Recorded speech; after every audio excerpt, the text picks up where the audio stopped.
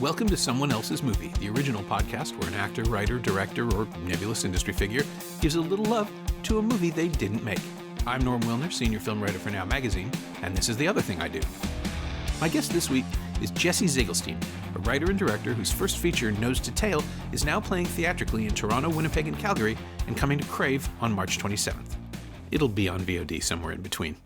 It's a small, sharp little movie starring Aaron Abrams, friend of the show, as a restaurateur trying to put together the perfect meal in order to save his struggling bistro, and it's very good, and you should see it. And yes, last week's episode featured Laura Jean Korostecki, who's in it because it's really good and I figured I should get behind it. Anyway, Jesse picked Sideways, Alexander Payne's Oscar-winning 2004 adaptation of Rex Pickett's novel about two friends on a road trip through wine country. Paul Giamatti and Thomas Hayden Church are the friends, failed novelist Miles and failing actor Jack. Virginia Madsen and Sandra Oh are Maya and Stephanie, two women who become tangled up with Miles and Jack in fairly short order. That's pretty much the whole picture, with Jack cheerfully sowing chaos everywhere he goes as Miles sinks further and further into despair. Also, they're supposed to be having fun, but you never really get the feeling they are. And as it goes, Sideways starts accumulating a tragic gravity that pulls you closer and closer to its characters.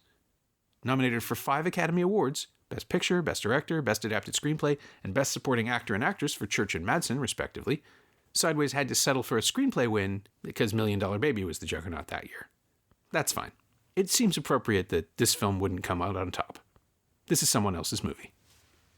I knew that I would be talking about my film a lot this week, and the subject matter of the film, the food and the wine. And it occurred to me that I don't really love films that foreground food as a essential element. They're not the films that I would reach for as favorites or anything. But that Sideways was a film that has that kind of ostensibly at its center, but is getting at a lot of other things that I am interested in, and that uses wine and food and the appreciation of those things as a prism to explore other issues that I find richer as a viewer, and that I was also interested in exploring as a filmmaker. So yeah, they're kind of Nose to Tail and Sideways are in conversation in a lot of ways about toxic masculinity is one thing. I mean, I wrote this in my review. I saw the film a year and a half ago, I guess, before it came to Whistler or the Canadian Film Fest, and I thought, this is so of the moment. I hope it doesn't miss its window, and of course, toxic masculinity really never goes away. So it's no, it's an evergreen subject, and and certainly when this movie came out, it was not quite as topical as maybe it has become in the last few years, but the issues have been stirring for a long time, and this film gets at them in I think some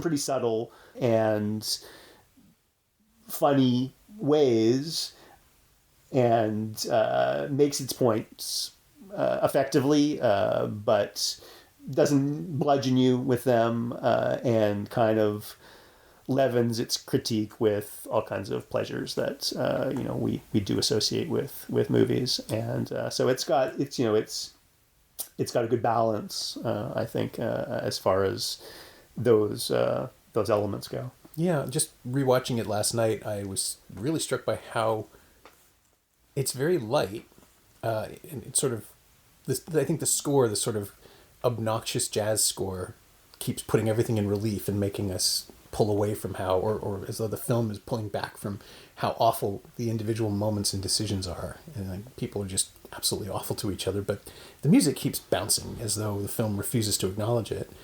But then it's also not as funny as I remember. I mean, I think it's just much more. It feels much more like a straight drama now, and I wonder if that's me changing, or that everybody sort of misinterpreted it the first time around, where you're avoiding how horrible it is by saying, oh no, they're wacky guys running around I mean, I remember the first time I saw it, the scene, the big moment of Miles grabbing the spit bucket and draining it, pouring it all over himself and just gulping it down. That got laughs at my press screening. People were really with that.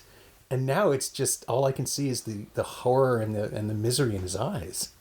Yeah, I mean, the balance, the tonal balance between despair, melancholy, the sort of the drama that the film lays bare is contrasted with some degree of lightness. You mentioned the score, even the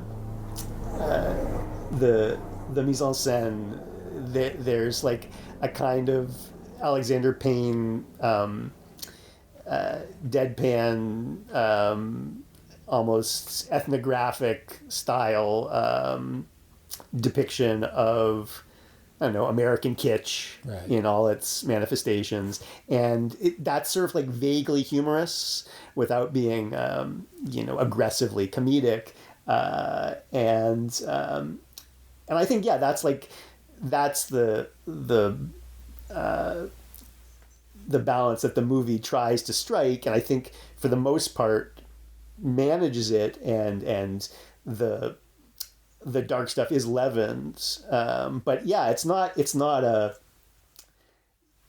in-your-face comedy, and even the funny lines are all kind of laced with something melancholic, or they point towards some truth about the characters that is, not a funny thing. It involves frustration or disappointment, or I'm interested in that kind of tonal combination. It's a tricky thing to pull off, and I think Payne does it better in this movie.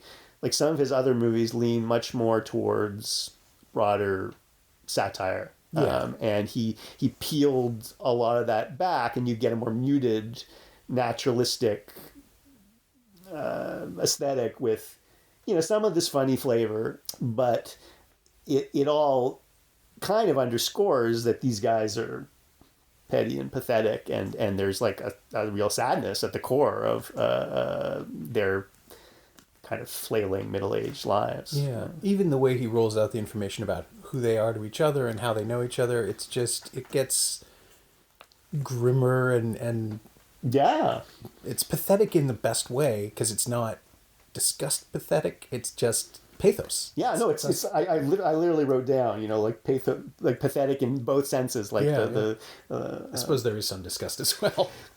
There is some of that, but yeah, the pathos, the pathos of failure, right? That these guys are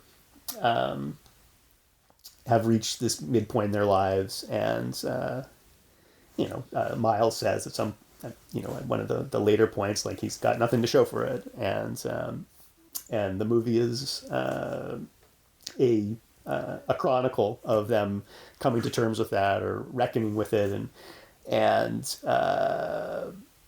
as you said, like the way the exposition is very economically and efficiently doled out. The film is very well written. I mean, the scripting is very very apt and tight, and the more we learn about these guys and their situation, you see the delineations of the character also sort of show us the limitations of their lives, and I think it's really smartly put together in that way.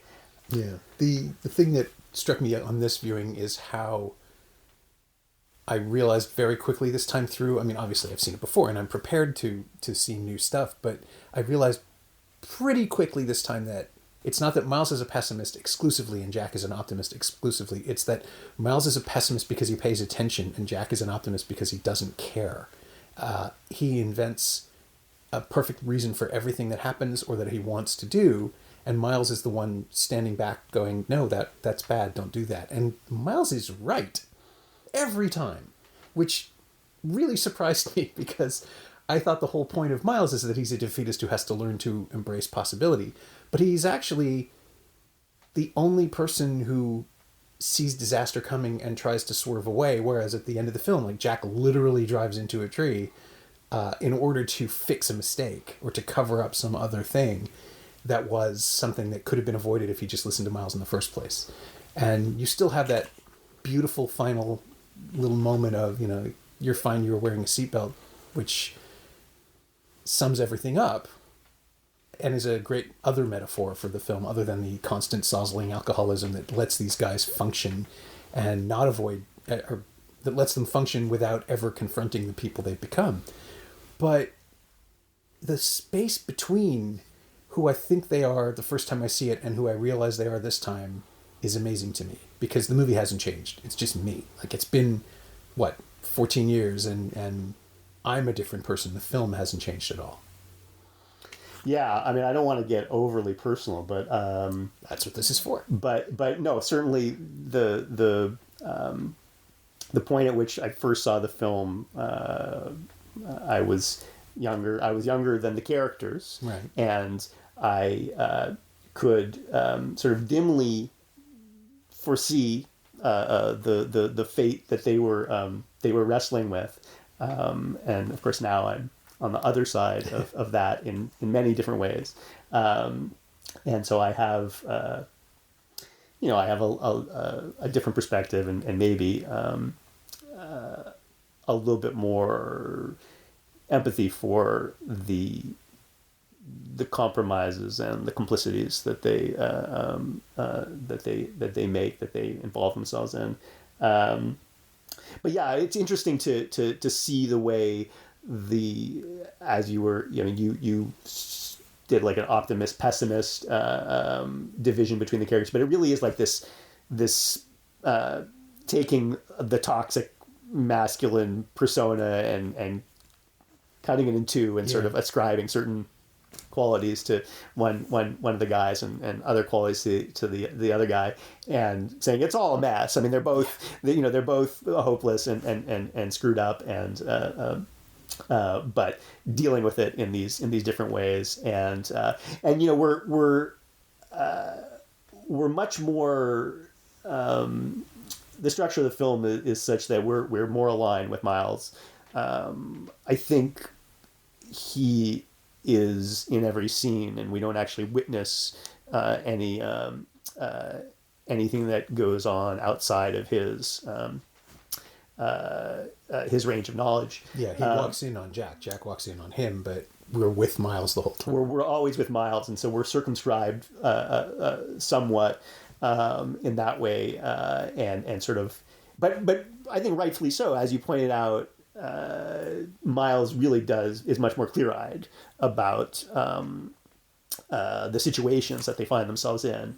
It doesn't mean that he can't be caught up in his own delusions, but he does seem to have a more nuanced sense of their predicament, and he's going along with it, but he knows better to some degree, whereas Jack is, a prisoner to his own impulses, and probably has a crisis that is equally profound, but simply doesn't have the ability to see it in those terms, let alone like articulate it or talk through it. He just has to act and lunge after something that he thinks can alleviate or maybe just like temporarily, certainly they're not going to solve their existential crises, but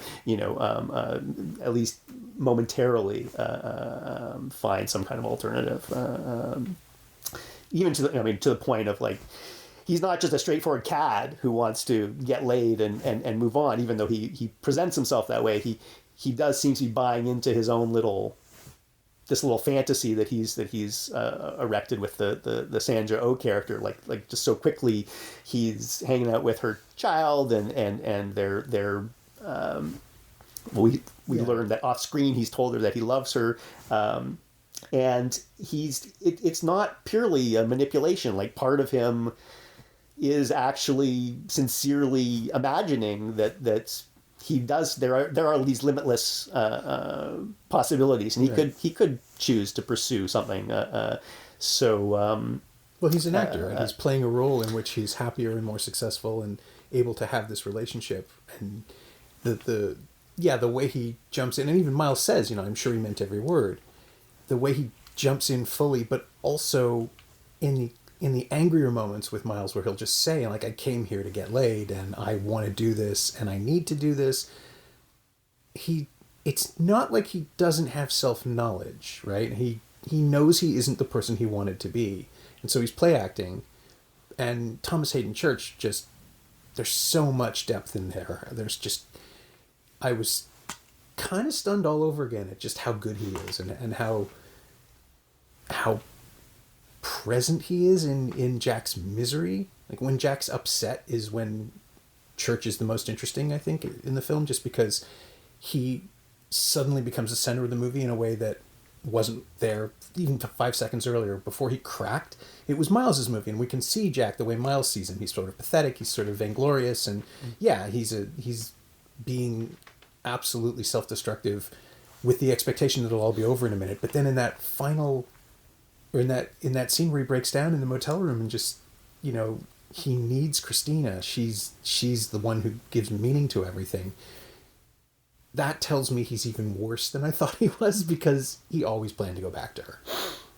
Yeah, I mean, I think Church knows this guy. Yeah, because he is a kind of less self-aware version of the actor. Like he must feel very close to him, and so he can. The film is obviously very very well acted, and but yeah, the complexities of that character, and the way his insecurities and the alpha male bravado as like the assertion of what he really wants, giving way to the doubts about that, and casting about for this other alternative, and then falling back to the no, what I really want is the conventional secure life. I mean, he can play all those shades, and then still, like, the final reversion to, you don't understand me, I have to do this, and I'm gonna go do it. Payne doesn't do a lot of, like, overt editorializing, but, like, around that scene there, he goes, Miles then goes to the bathroom, and there's a shot where it lingers on the men on the door of the bathroom. You're like, okay, well, that's like a little statement of intent, from the director. But for the most part, those kind of touches are minimized. Yeah, he's usually much more, I think, declarative in his hatred for his characters. I think so, and this film is better for it, for and maybe, I mean, part of it, I mean, there's if Church knows that guy, then I think Payne knows Miles. Yeah, and I think this movie has, like, a good sense of there, but the grace of God go I. Like I think there's a part of Payne that recognizes that, yeah, things might have not worked out. This screenwriting thing might not have worked out so well, and he could be a 40-year-old middle school teacher without the prospects and the success of a Hollywood director, and that he would still be essentially the same person with the same intellectual interests and the same aesthetic preferences, and his life would resemble Miles's a lot more. And so I think the film is imbued with that, not that he's obviously not a direct alter ego in, like, a classic sense of we've seen much more obvious directorial stand-ins, but there's something of that there, it's like similar to what I think like what Noah Baumbach does with like Ben Stiller. Like, I see. this is like this is like the loser version of me. If things had not worked out, this might be I think Baumbach probably is a little spikier, a little angrier when he's depicting those characters. They're like lashing out a little bit more, but it's Miles just takes it. Yeah, he takes it. He's more passive. There's no real the bitterness and the frustration doesn't manifest in outward behavior to the same degree. He's lacerating. He's internalizing it, and he's hurting himself, obviously. He's lacerating, but he's a cutter. He's not harming anyone else. Except, of course, that he does harm everyone else around him by inaction rather than action. And it's Giamatti's sweet spot, right? Like that little thing. James Adomian has this incredible impression of Giamatti, which is just fear, like Daffy Duck level rage, fury at every little slight. Like my trailer is like, the door doesn't open. Like I can't do any justice to it, but every tiny thing, and that's the version of Giamatti we all have in our heads when he's performing these characters. But I just loved rediscovering how subtle he is in this, how quiet he is, how he really only does the sputtering thing that we now kind of know 2 or 3 times in the entire film, and always with good reason. He's just so perpetually miserable that he has a little cloud that he carries around with him everywhere he goes, and it's amazing that he can see in front of him when there's so much darkness over him. But the way he responds to the other actors as a scene partner is just stunningly good. His instincts in this movie are so perfectly primed. Just the way he kind of half smiles at Sandra Oh the first time Miles meets Stephanie and doesn't really know what to do with the energy that she's putting out, and the way that he keeps rejecting Virginia Madsen as Maya every time she makes eye contact with him, and he just sort of disparages himself and refuses to follow any of her leads. Like, those are the scenes where I'm on Jack's side, because it's like, dude, how do you not notice this is happening? But I've been that miserable, and he plays it so honestly and frankly that it's just, I'm still stunned he wasn't nominated for the Oscar. I mean, that's the. Oh yeah, I don't know about what I can't remember what its awards. I remember it being like critically picture, screenplay. Acclaimed, it was nominated for Thomas Hayden Church and Virginia Madsen were both nominated in supporting roles. I mean, and we're doing this 3 days after the Oscars, and it's all. 2 days after the Oscars, and it's all made up and bullshit anyway, and it doesn't matter, but it's great that Parasite won. But yeah, I mean, the Academy gets it wrong all the time, but this is just one of those moments where it's like, no, this is probably the best Paul Giamatti has ever been, and 15, 16 years later, it's even more apparent. This is such a great performance. Yeah, the performance is outstanding, and the sort of the varieties of hurt and loss and like self-doubt and criticism, and the scenes with the women are really remarkable, because they're idealized to a great degree, and we see them as they see them. We see them as Miles and Jack. Like, and even the lighting is just like the Virginia Madsen, she's glowing, and she actually does that. Yeah, I met her in 1992. She really does do that. It's freaky. Yeah, well, then they cast the right actress, and and his ambivalence, his reluctance, is, well, of course he sells it. He doesn't feel like, even though he's so drawn to her, and what she says is like the most compelling, like her speech about the witch of the grape. What she sees in wine, and how it makes her think and feel is very moving and very profound. And he's clearly moved, but he can't convert that to reciprocal desire. He's too whether he doesn't think he deserves it or he's just too overcome with all his conflicting his conflicting emotions. I mean, I think I saw it in his face this time that he's thinking she's a better writer than I am. Yeah, I mean, he's like crumpled. Like she's clearly the so pure of motive and has a sense of commitment and priorities that the guys are so utterly lacking, and she's got it together. I mean, the Sandra Oh character is obviously she's a more minor character, and she wants different things and is positioned differently, in the narrative, but not unreasonable things, right? Like no, as much as Jack maybe something. The fact that she's willing to settle for Jack and doesn't see through Jack,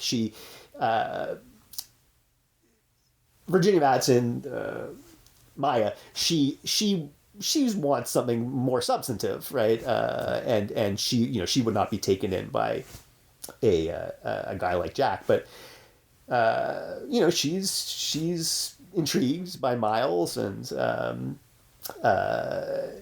seems to be bringing out good things in Miles at the same time as he's riven by, he's all shook up by like some of those disclosures that about his ex-wife that Jack has just laid on him, and so he can't think clearly about the potential that is presented right to him in this moment, even though we so clearly want him to seize this. Sure. This is the best that it's going to get for him. In fact, it's not even settling. It's like, this really is the ideal woman for you.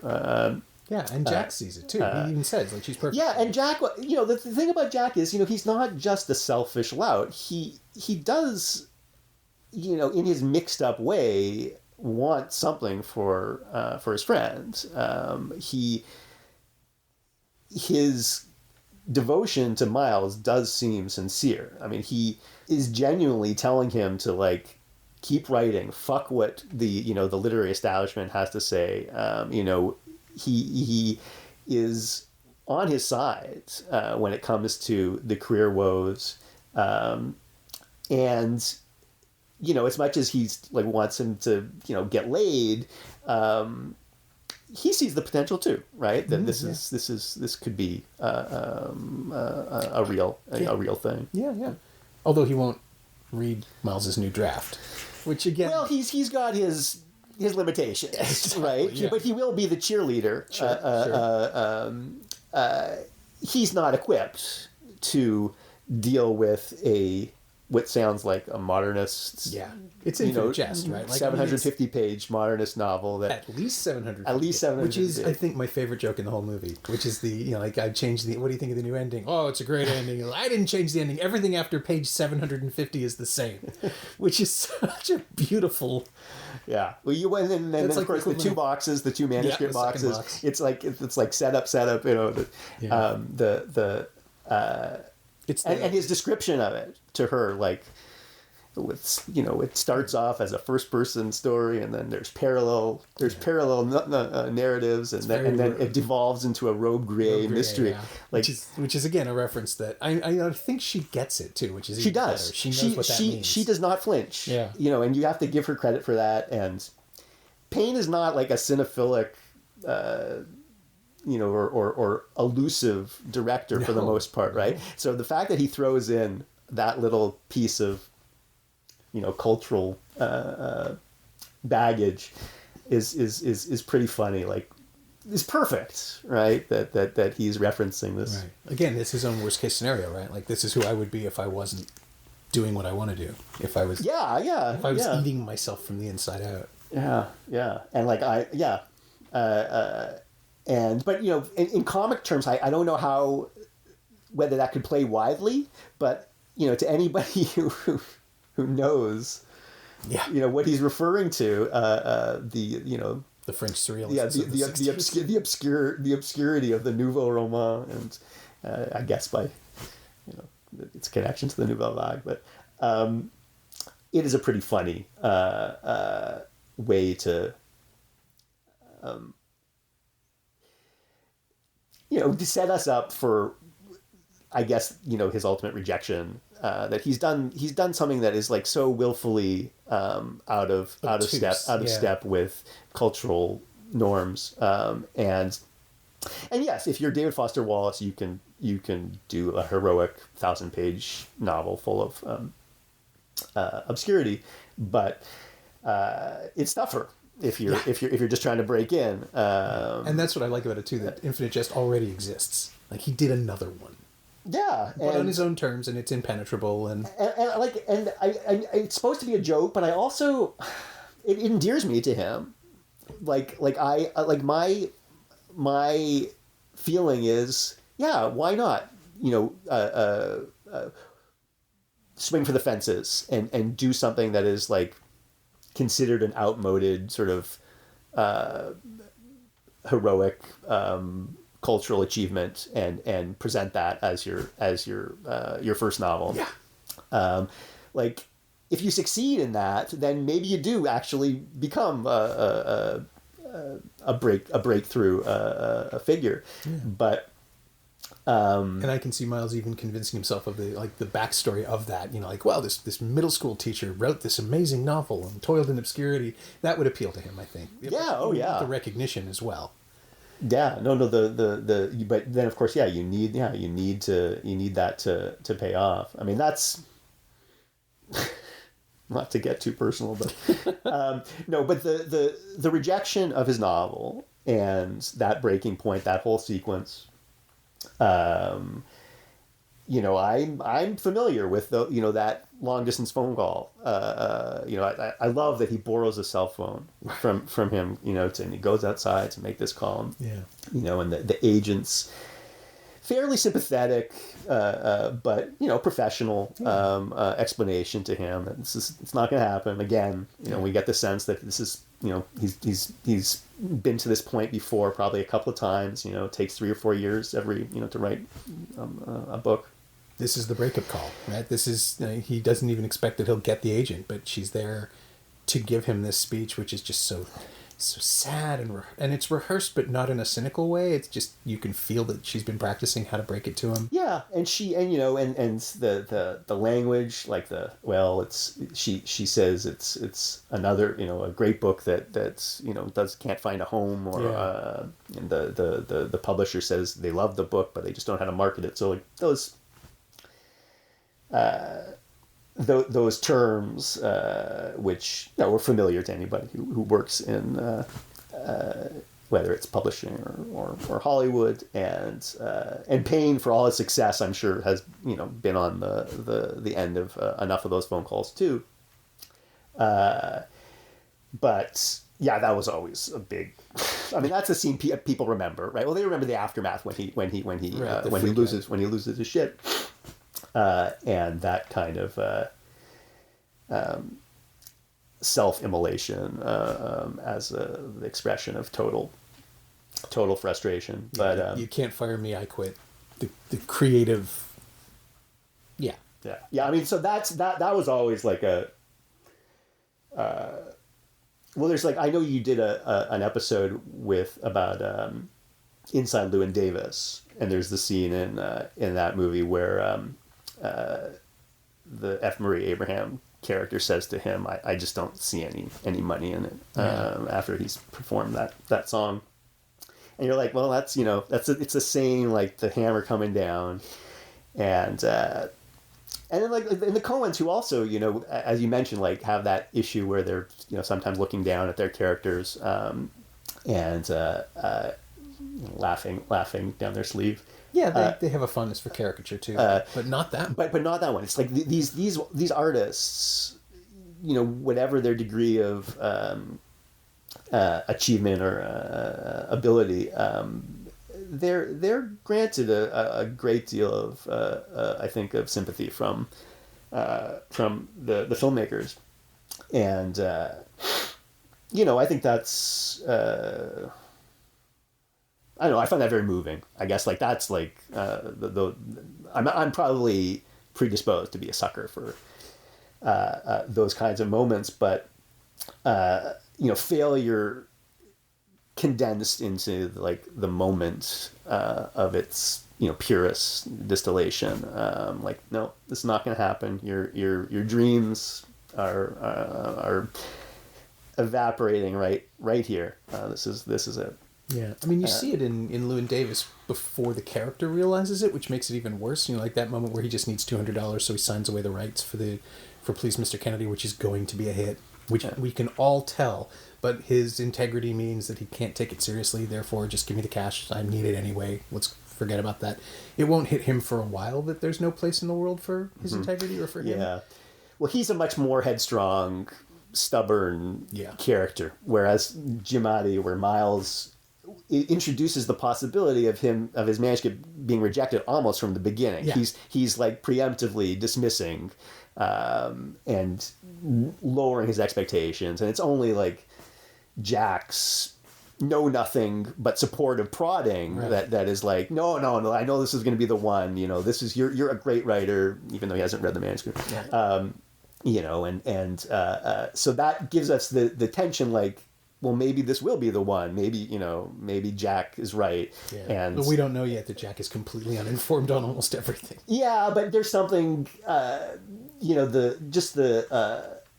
counterpoint of his optimism or just like refusal to be defeatist in advance that is a bit of a tonic, given the alternative. Even though, Miles turns out to be right. He has a better sense of the prospect for this manuscript to be placed, and he sort of knows that he's created this doorstop, novel that is going to be a tough sell in quotes, in any conventional. Even like this small press, he's like downplaying the press. It's like a small experimental publishing house conundrum.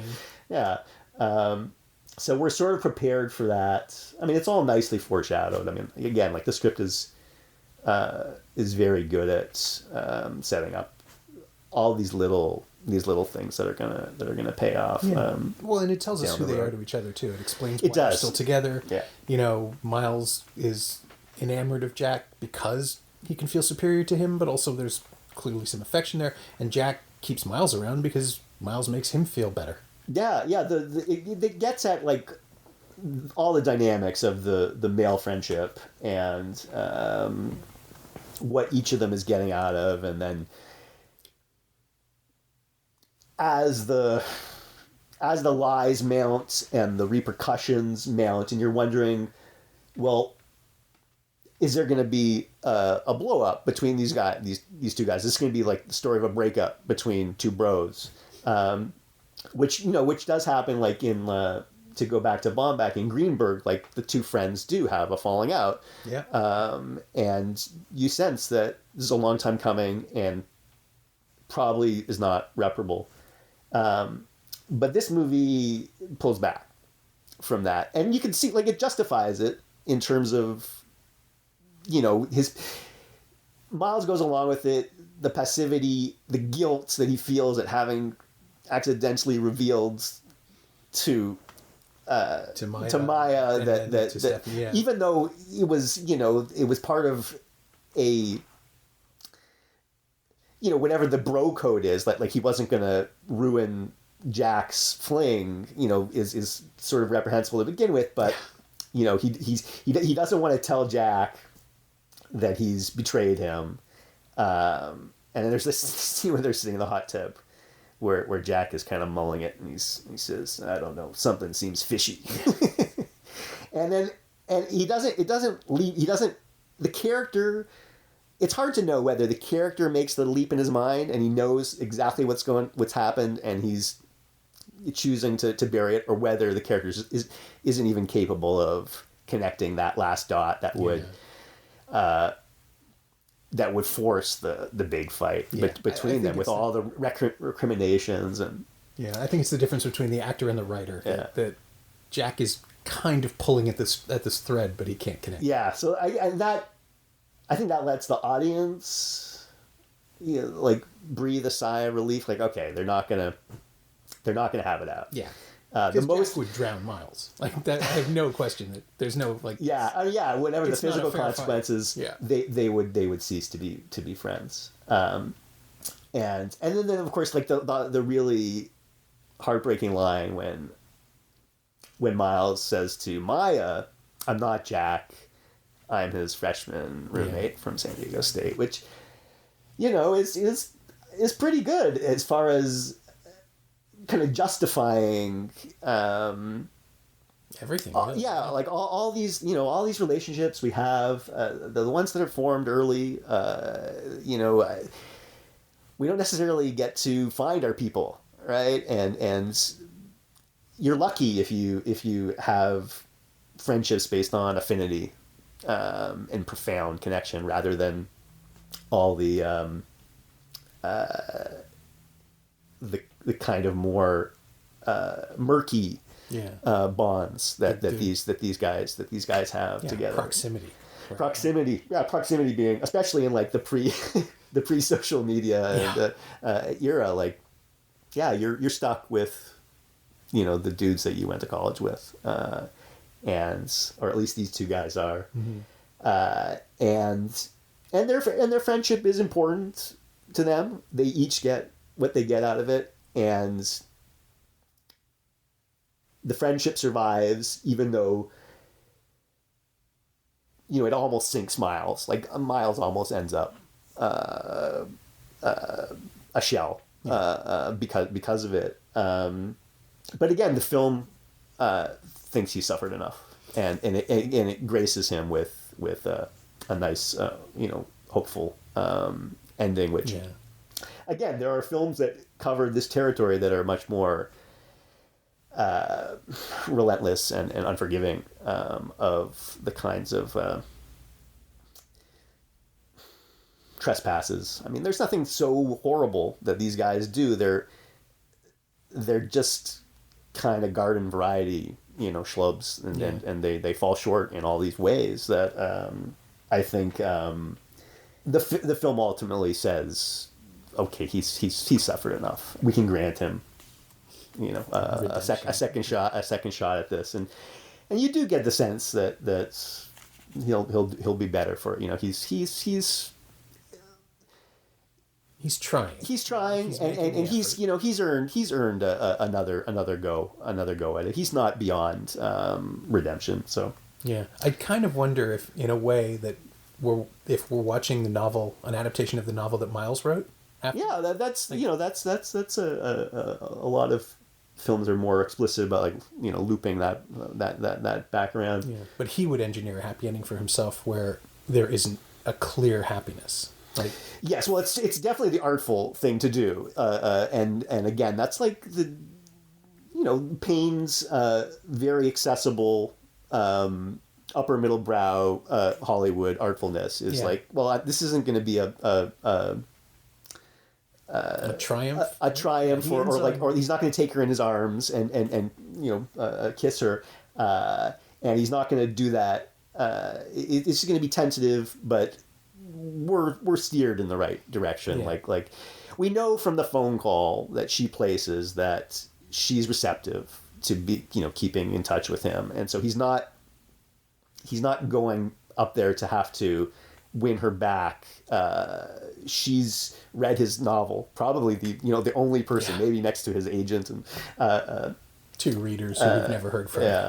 The pain and just like the glimpses of the pain that are ascribed to the novel, like this harrowing experience that he had with a father who's deceased, is enough that we understand how hurt this guy is, and what he's weathered. And I do think it's great too, now that you mention that he never brings it up himself. Like, he'll talk about his divorce and he'll talk about how miserable he is that the book isn't taking off, but the rest of it, the worst stuff, I don't think he got it out by writing the book, but I don't think he's capable of talking about it yet at all, which is another really lovely touch. Yeah, no, he's very circumspect about like the backstory, and again, that's good writing and good acting, and it definitely increases the pathos and gives him layers. I have this written down. Sure. Because we talked briefly about the allusion to the robe gris, and I wasn't like trying to spot allusions or references, and I know, and we said, Payne's not that kind of filmmaker, but I was struck this time by something that I definitely did not notice the first time I saw it or in subsequent viewings, which is that there's a scene in the motel room. Normally there's TVs on, and they're watching crap. They're watching it's American garbage. They're watching golf. They're watching a game show, whatever. Yeah, CNN is on with Bush and Cheney. Yeah, it's totally part of the bric-a-brac that Payne likes to. It paints a nice picture of kind of American banality and in a kind of a realistic vein. But there's a scene where it's just heard in off screen. The TV is playing. Jack and Miles are in their motel room, and what's playing off screen is it's the Henry Fonda's speech at the end of the Grapes of Wrath. Yeah, and it's like this stirring call to the common man and his persistence, and I can't help but think that that's on purpose, and I mean, like they could have. They could have laid anything over the soundtrack, right? Yeah, you have to license that. Yeah, you have to license that. And that's like a pretty oblique, I think, way of saying, these guys we're in like this ironic fallen era.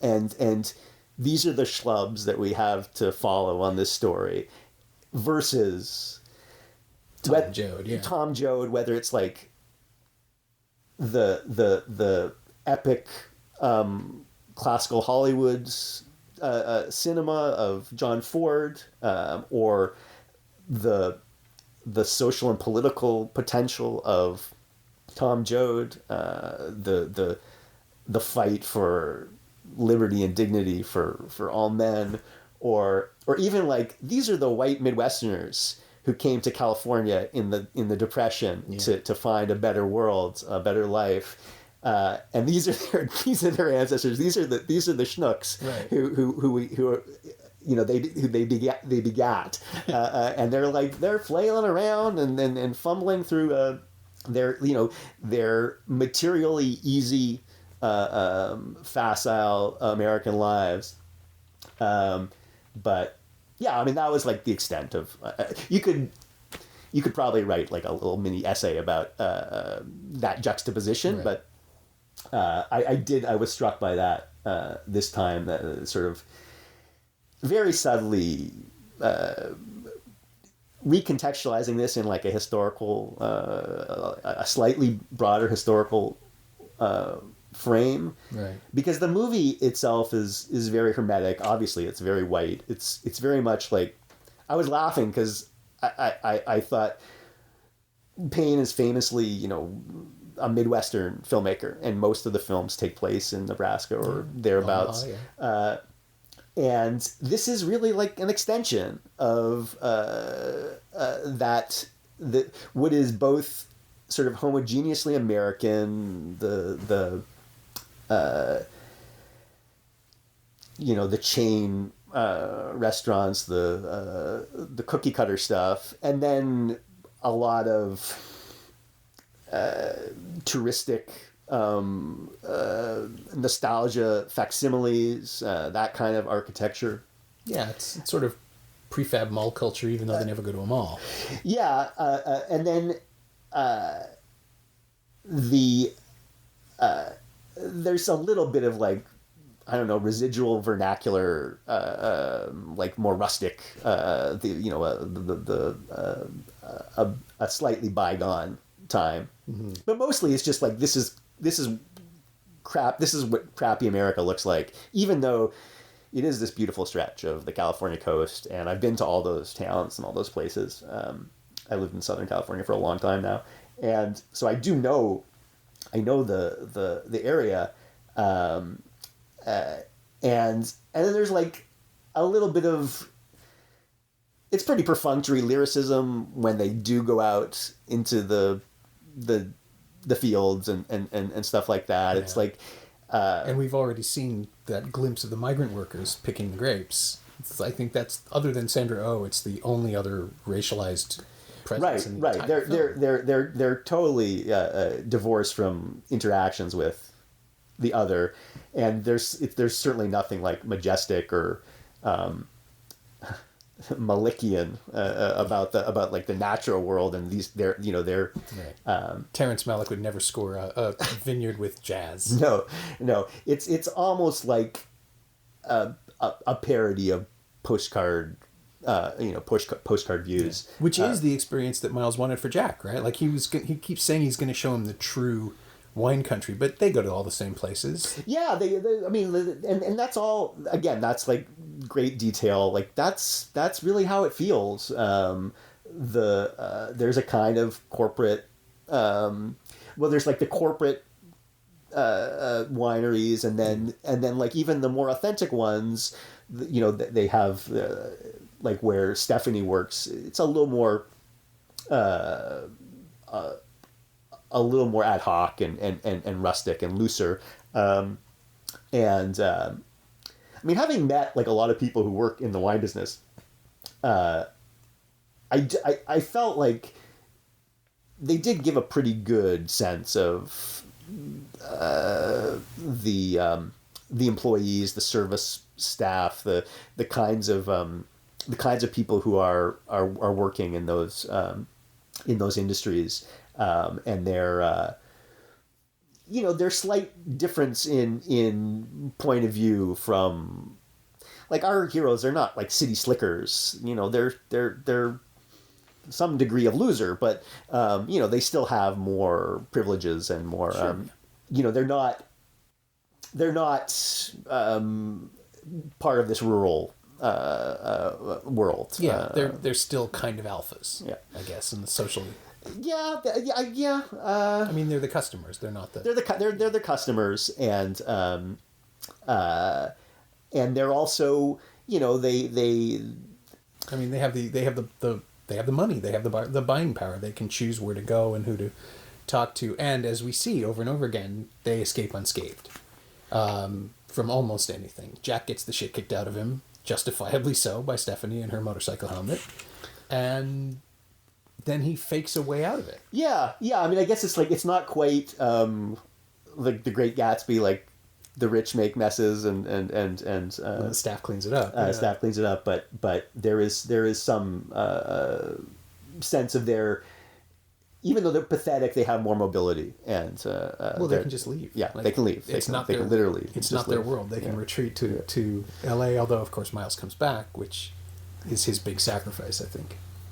Yeah, or it's not, or it's like him rejecting a certain way of being and being willing to embrace something, a little bit more grounded and real, and obviously, I mean, Virginia Madsen is presented in such a wonderful light that it can't ever be viewed as him like giving anything up, because we know his life is hollow. Yeah, he'd be better for being with her. Yeah, he'd be much better off moving to wine country. And like Jack at one point like expresses this fantasy that he's going to move up there and commute to LA for auditions and help raise Sandra Oh's daughter, and we know it's ridiculous when he utters it. It's totally preposterous, but it is possible for. I mean, Miles could do it. Yeah. It's really it's 2 hours. 2 hours from LA, you could make a relationship work. And he wouldn't have to go to LA that often. Yeah. I mean, it seems like there's not a lot there for him. He can teach anywhere. Yeah. And she got her degree, so she was gonna. Oh, that's true. She's gonna relocate. She was gonna relocate anyway. So it does leave open what seems like a positive future for Miles. Yeah, if he's willing to embrace it, and I think I hope he is. I say this a lot on the podcast. David Kep once told me that his perfect ending is ending on the possibility of happiness. He doesn't need to show it to people. Just, dangle it and hope that the characters are smart enough at the end of this adventure to catch it. And I think that is the perfect place to leave Sideways, whether Miles wrote this for himself or not. The idea that he understands what he needs and it's time to go for it. Yeah, I think, in terms of this film, definitely that was the appropriate end point. And to connect it to Nose to Tail, to your own film. Well, one more thing. I just wanted to say. So yeah. I picked the film, and it made me start to think about a certain style of filmmaking, largely Hollywood style. And I'm just I would refer to it as a kind of like the liberal humanist auteur style. Yeah. And my own sense that I am resistant to it, and I would include like James L. Brooks, Cameron Crowe, Judd Apatow, right. Mazursky, even like some Woody Allen. So like upper middle class movies that are really about the upper class. In a sense, but like that have aspirations towards making statements, the way we live now, often have like a pretty deftly written and have that like combination of humor and like comedy and drama. And so I've always had an ambivalence. And partially it's because I feel like, oh, well, that's my sensibility. This is a movie like where I recognize it's kind of for me, and it's sort of in a voice that may not be my own, but it's kind of it's familiar to me, and I would be very susceptible to the kind of the mode that it is presenting, and part of me then like recoils and says, well, that's like too easy. I don't want to be that flattered by that kind of movie, and so I'm on guard. And I don't know, like Freud has that narcissism of minor differences idea, like where you're hostile towards that which is most like you, and it's partially that, but I've always sort of like the films that really impress me and knock me out, like when we discussed what are your favorite films, something more Baroque like Touch of Evil or The Conformist, something that I know I could never issue from my imagination or is not is much more foreign to my experience, but has undeniable like aesthetic potency, and they're not. It's not like these kinds of movies. So, and then like when we're talking about Baumbach, I feel like what I like about his movies is there's like a self-criticism of that very tendency, right. that he's built in, and like almost a self-loathing, and so it's like he's mitigating what these movies do, whereas a lot of these movies are very self-congratulatory about how big-hearted and insightful and they are about contemporary human dynamics, interactions. Well, The Squid and the Whale comes out a year after Sideways, I think, and is similarly excoriating of the public intellectual thing, right? That Jeff Daniels does in that movie, where he's just constantly bloviating about how whatever it is he's talking about is inferior to his own work. And Miles isn't that guy, but he could become that guy. No, he's like not quite as successful and not quite as established, but it's there's like there's a continuum, and I feel like that at least is this style of movie, but given a self-critique built in, and I appreciate that about Sideways, and I think that it helped me say, this is a film worth talking about, and trying to get at some of how it does some of those things that that redeem it and separate it out from maybe some of the lesser, not to mention all the other like imitations of those kind of auteur films that every year a few are trotted out, and I was just naming off like the super successful name brand guys, but they're the ones that make it possible to create. They're like, oh, this is a viable this is a viable sort of subgenre of film. Yeah. Well, it's the difference. It's exactly what you said. The difference is that these movies understand that their characters aren't necessarily there to be emulated or idolized or worshipped, but it's it's the sort of movie where to mention another Baumbach film, Francis Ha, which Kate cannot watch because it's somebody making bad move after bad move after bad move without understanding what's happening. And the whole point of that film is that she eventually does figure herself out. And the same thing happens in Sideways with Miles.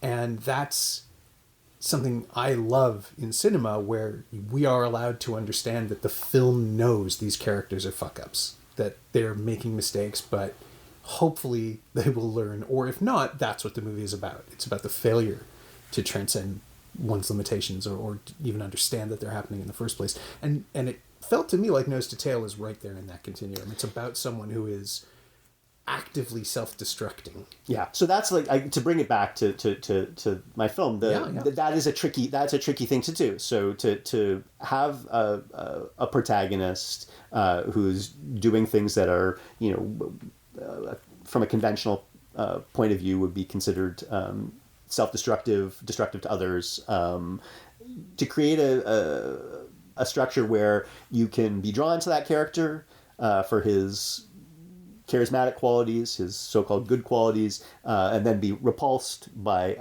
the bad stuff, and to keep those things in tension, and to again, how does the filmmaker also then signal that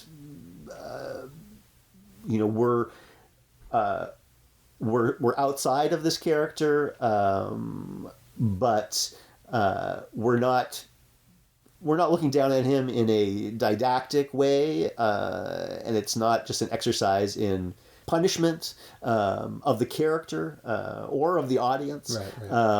And trying to keep those elements in balance was a challenge. And in general, I do like films where the protagonist is problematic in a sense, and the audience is kind of left to wrestle with how we should take that.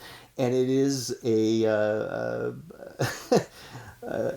to repeat myself, it's like a tricky thing to manage, and it's my first film, so I don't have a wealth of experience in threading that needle, and especially on a low budget film, you have so few resources, and everything has to happen so fast that the kinds of fine-grained decisions that you would hope you could deliberate longer over, try out different variations of, you can't often afford that, and so you just have to go with what you got and hope for the best. And it's not up to me to say what the end result was. I think it works, but and also we're 3 blocks away from where you shot it, so I can't help but feel like a certain personal stake in it.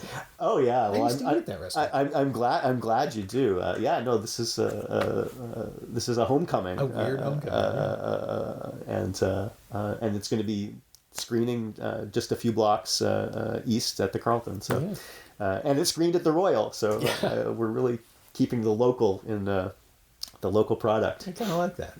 And to the podcast's larger aim, is there anything from Sideways that you specifically used or? Well, yeah, I think that the scene in the basement between Ennis and Aaron is, I think, without consciously being drawn from Sideways, it does bear some relation to the scene, with the editor, and then I think the scene where he, the scene with the agent, the scene where Miles drowns himself in the spit bucket. In the spit bucket, I think I was trying to approach that intensity when he gets into his pathetic fist fight.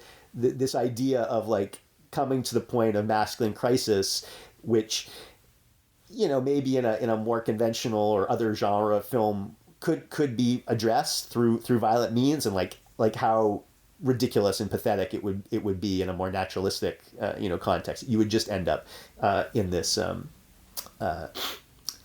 experiencing this moment of total humiliation, which is sort of akin to what Miles goes through. And also the treatment of the women. I didn't watch Sideways before I wrote or shot Nose to Tail. And I mean, I mentioned that list of films. I focused on the films that I watched before making the movie were the male protagonists were much more aggressively self-destructive and aggressive towards other people. But I sense something of like the way the women react to the men in Sideways, like in my movie, like they're put upon and they're forced to adapt to these men, and they're sensible and they're sympathetic to a point, and they have their own goals and their own agendas, but they're clearly so much more together as people, and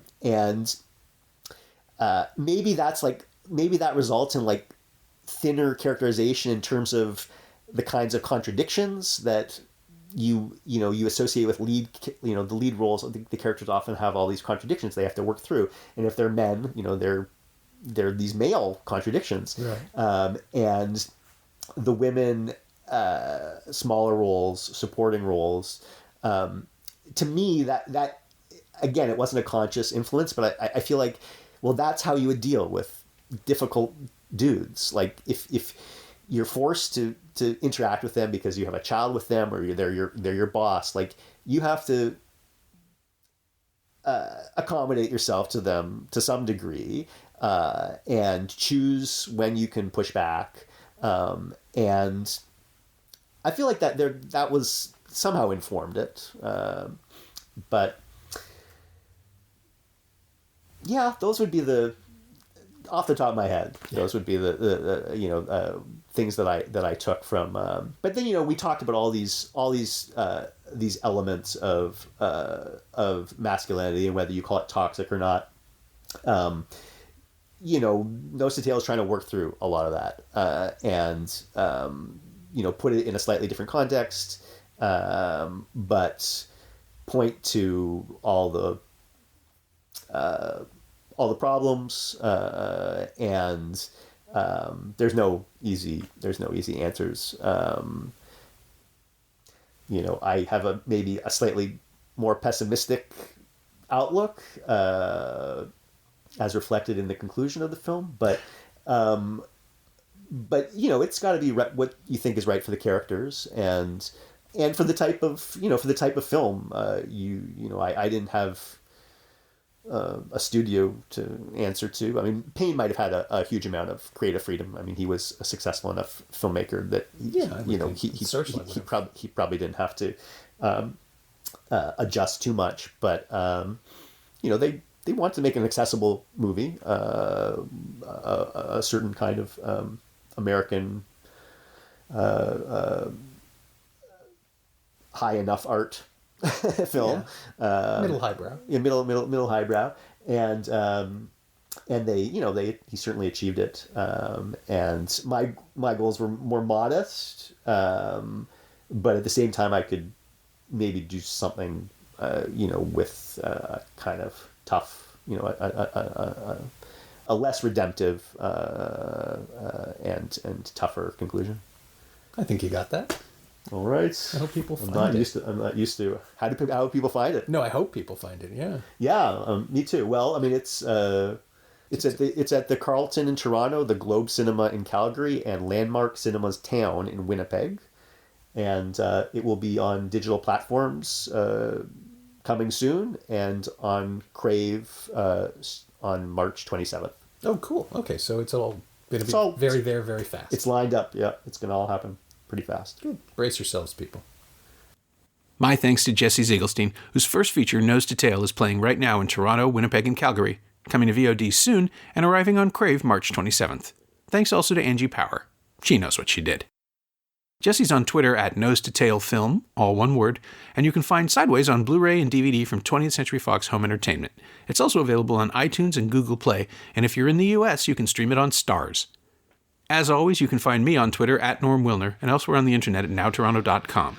You can also find this podcast on Twitter at Semcast, S-E-M-Cast, and on the web at someoneelsesmovie.com. Our theme song is by The Last Year. If you like it or the show, say so. Leave a review on Apple Podcasts or Google Podcasts or wherever you've been enjoying us. Every little bit helps, it truly does. And check out the other shows on the Frequency Podcast Network. They're pretty good. Thanks for your support, and thanks for listening. See you next week.